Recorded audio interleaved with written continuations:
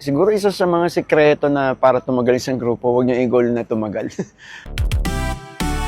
When the cars park, the stories begin. Welcome to Night Dot Stories.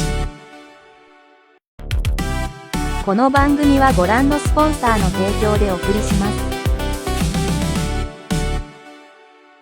Tristan Pabello, daily ko, ito Mazda na wagon, Mazda 6 actually, Atenza. May BRC din ako na, alam mo na, pagka tambay-tambay.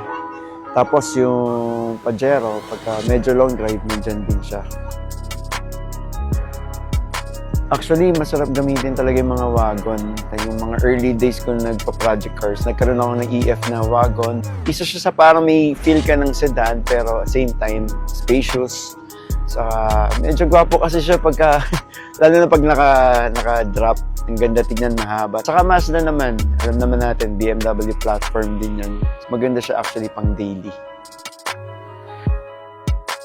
Sarap buhay, way back. Actually, hindi naman siya 2012, 2011 pa lang. Magkakasama na kami ng mga una kong nakasama sa Sarap Buhay. So parang dati, may Facebook pero hindi siya kasing paano ngayon na parang andyan na lahat. Parang dati, walang yayaan. Basta every Saturday, matik nasa Petron Clark kami. Parang, alam mo yun, hingahan ng buhay. Parang throughout the week, nakakapagod. Sarap naman, di ba?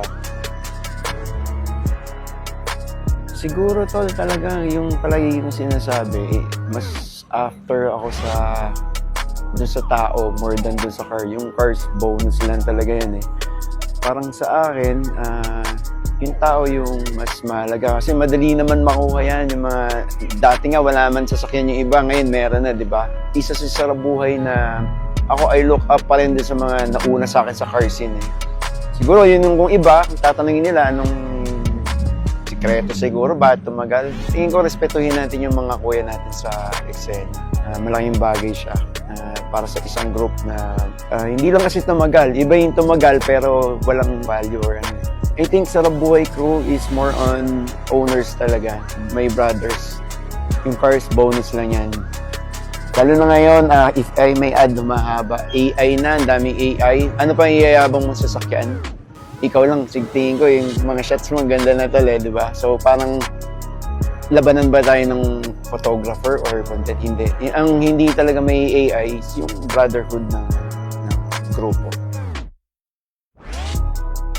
Siguro isa sa mga sekreto na para tumagal isang grupo, huwag niyo i-goal na tumagal. Parang hindi ko siya ginol eh. I was just doing what I love, brotherhood and cars. Doon lang umiikot. So, hindi ko siya ginol dito. So, walang struggle sa akin. Parang para sa akin, isang bagay na maganda. Sa gusto mo, maganda yan. Tananan mo yan, tutubo yan kahit anong mangyari.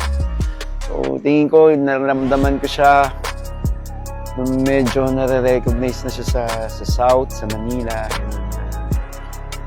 Big na to. Tapos nagkaroon na nga ng US, di ba, ng Vegas, ng worldwide na actually.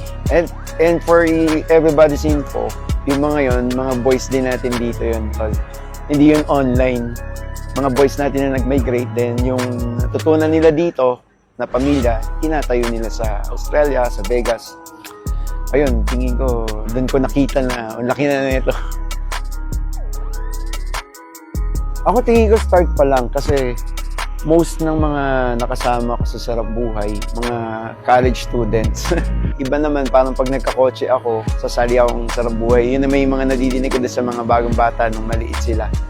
So parang ako, na-realize ko na doon pa lang, may blessing talaga yung Sarap Buhay na name, na ewan ko, yung group, nakita nila.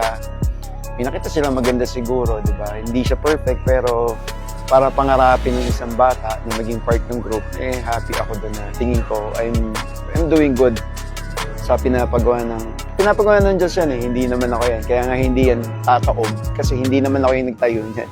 Sa akin lang pinagkatiwala, di ba? Si Lord pa rin yan.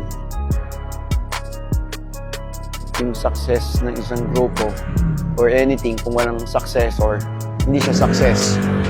So ako nakikita ko, meron dyan mga, hindi ko nababanggitin ko sino, pero alam ko, kaya rin naman ako nagbibigay ng oras sa mga yan para alam nila kung ano yung nasa puso ko, nasa utak ko. And I see a lot of dun sa mga bata, kahit dun sa mga natira sa akin na kasama ko na, alam ko kahit siguro hihiga naman tayo lahat sa lupa, di ba? Alam ko kahit humiga ako sa lupa, nandyan yung sarap buhay ko dahil dito sa mga taong tong kasama ko. Wala naman na din ako halos papangarapin kasi nakuha ko na rin naman yung kumpara saan yung grupo eh. Siguro, ma-maintain lang namin. Saka ako, mas na-challenge ako ngayon kasi kung, di ba, familiar tayo dun sa it's the quantity over the quality. Pero pwede palang quality rin na quantity as long as may system, may respect, may... Yun din yung natutunan ko actually, lessons, mistakes, and lahat yan kasama. Pero I think, doon ako papunta. Gusto ko dumami kami na quality. Yun lang. So, yun lang siguro pangarap ko.